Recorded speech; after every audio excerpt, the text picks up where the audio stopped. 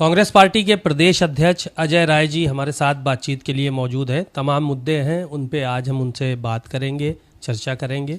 Sir, Manish Sisodia की आज जमानत हुई है। लंबे समय बाद, लगभग 1.5 साल का वक्फा बीत गया और वो जेल से अब छूटेंगे। उनकी जमानत दी है, सुप्रीम कोर्ट ने दी है।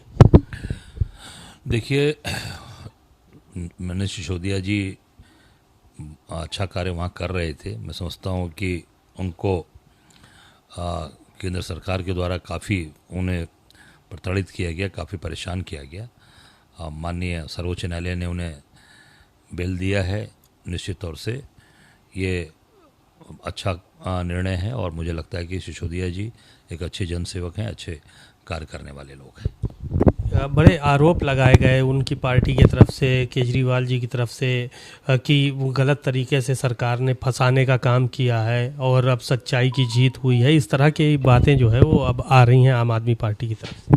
देखिए, मैंने कहा ना कि एक काम करने वाले व्यक्ति जो मेहनत करके काम करता है, आगे जो बढ़ता है, उसको फंसाने के लिए, उसको रोकने के लिए तमाम बाधाएं डाली जाती हैं। तो एक अच्छे जनसेवक, अच्छे कार्यकर्ता के रूप में उन्होंने काम किया।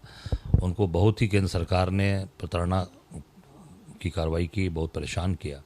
मुझे लगता है कि बहुत ही अच्छा निर्णय है और जो आप पार्टी की तरफ से जो बातें आ रही हैं निश्चित तौर से वो सही हैं और हम सब लोग उनका समर्थन करते हैं। उपचुनाव की तैयारी कांग्रेस कर रही है। किन किन सीटों पर दावेदारी आप लोग कर रहे हैं? क्योंकि 10 सीटें हैं जिसमें से 5 सीटें समाजवादी पार्टी के खाते में थीं और 5 सीटें भारतीय जनता पार्टी ने अपने विधायकों को सांसद बनाकर खाली कर रही हैं। देखिए, वो जो 5 सीटें समाजवादी पार्टी के सांसद चुन के गए हैं, वो 5 पे समाजवादी पार्टी मजबूती से अपनी लड़ाई लड़ेंगे। जो भाजपा और उनके सहयोगी दलों की जो सीटें रही हैं, उस पर हमने अपना दावा किया है। अब बाकी नेतृत्व, राष्ट्रीय नेतृत्व को निर्णय लेना है कि कितनी सीट पे लड़ना है, कितना क्या करना है। आपने सर क्या मांग की है कि 5 सीटों पर आप लोग चाहते हैं चुनाव लड़ना? जो 5 सीटें भारतीय जनता पार्टी उनके गठबंधन की हैं, हमने 5 की डिमांड की है। 5 का हम लोगों ने डिमांड प्रस्ताव भेजा है अपने केंद्रीय नेतृत्व को।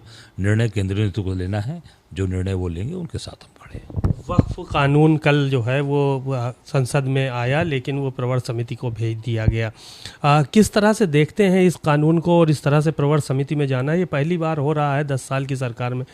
आपको लग रहा है कि सरकार कमज़ोर हुई है शायद इसलिए?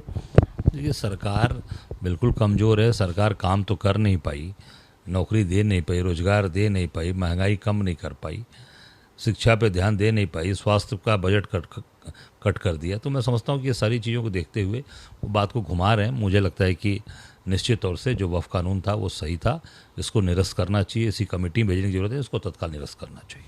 एक आखिरी सवाल ये था, अखिलेश यादव ने ट्वीट करके बीजेपी को कहा कि भारतीय ज़मीन पार्टी हो गई है अब ये भाजपा।